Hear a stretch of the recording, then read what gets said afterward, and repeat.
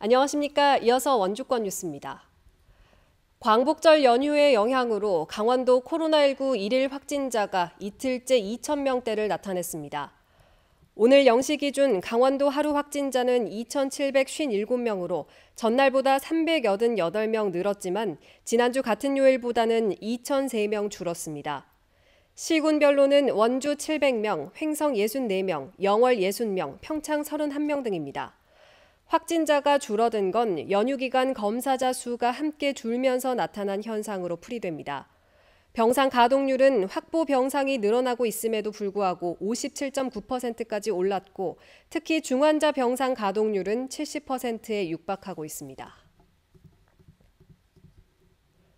이번 집중호우로 큰 피해를 입은 원주시가 재난 대응 시스템을 재점검하기로 했습니다.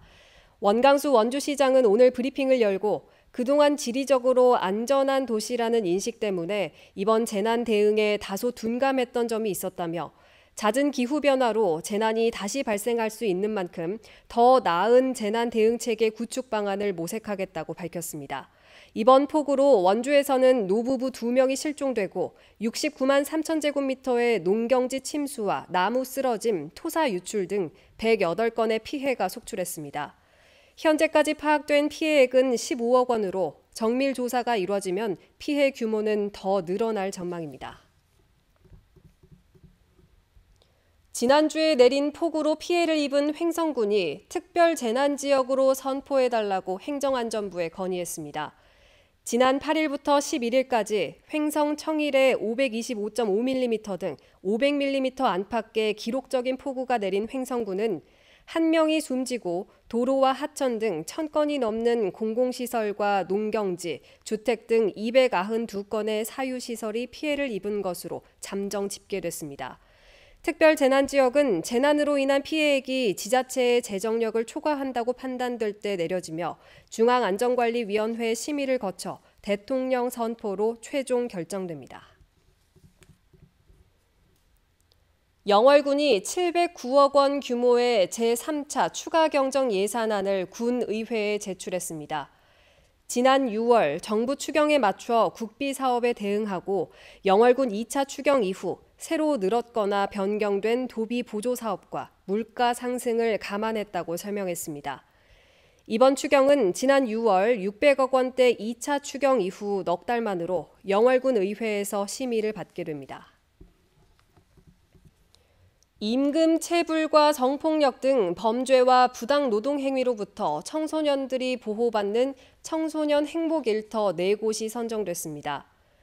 강원 청소년 근로보호센터는 아이더 원주중앙점, 와플대학 원주중앙캠퍼스, 이디야 중앙점, 뱅뱅 원주점 등 4곳을 청소년이 안심하고 일할 수 있는 행복일터로 선정해 청소년 노무 관련 각종 자문을 지원한다고 밝혔습니다.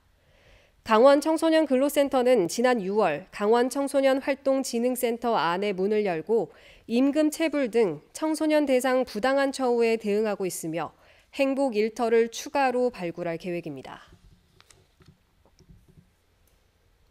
원주시 반곡 관설동 벽산 블루밍 아파트가 제2호 천사 아파트로 지정됐습니다.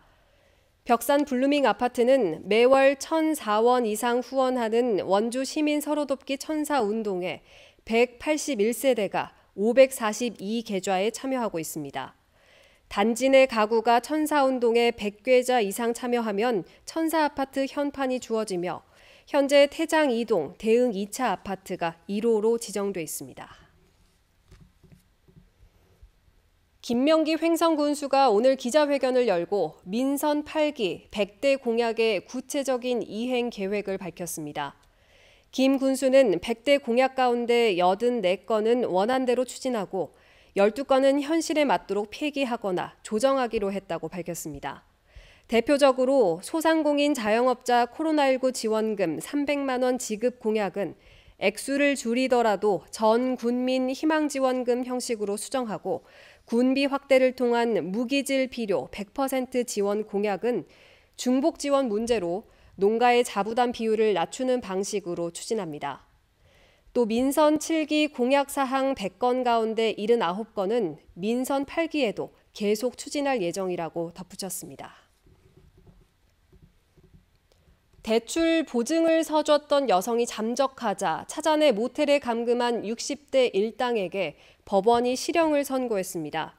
춘천지법 원주지원은 보증 서준 유흥주점 접객 여성이 잠적하자 수소문에 찾아낸 뒤 원주로 데려와 모텔에 감금한 60살 김모 씨와 57살 이모 씨에게 각각 징역 8개월을 선고했습니다.